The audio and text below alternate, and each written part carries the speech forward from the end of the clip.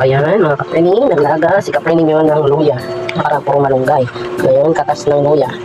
So atin itong hihigupin. Dapat yan. Isang baso dapat. Ayan. Oh my god, ang anghang yan. Ayawan ka kung magugustuhan kong lasa. Ayan, dahil kadagaling ka naman kaprening. 2 days na isang kaso. Taas na lang na. Alam niyo ba pati si Baby Bunso, si Baby Boss Vincent ay nahawa. Kinabahan ako kasi baka mag-conversion siya sa 38 degrees Celsius niya. So ito na ko pala yung nilaga ni kaprening luya. Hindi ko alam kung masarap. Mano-mano lang na wala tayo gatas na ilalagay. Wala tayo ibang ilalagay kundi purong luya lang to. Okay? Ito na mabus natin to. Pero wait ko. Excuse me. Pero yun sa pinilalamunan ko guys. Hindi na makapasya sa guys. Hala. Oh my god. Tapos ang dami hindi ng kapel. So meron dito sa akin. Ang daming resetang gamot. Ayan.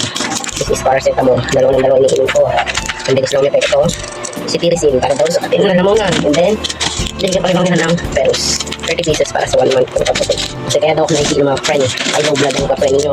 Dapat pala after mga anak, nainom pa rin ng peros sulfate. Dahil marami tayong dugo na ilabas. Sila nasa kailangan maibalik yun.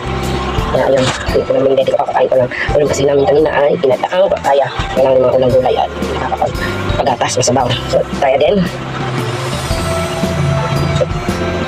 Pangit talaga ng lasa. Nakakasok. Lalo kung uubuin dito. Pangit ang lasa. Tapang. Kaya natin 20 minutes pa.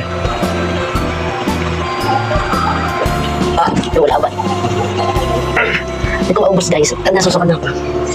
Iyak ko na. Mamaya naman ulit. Pangit lasa.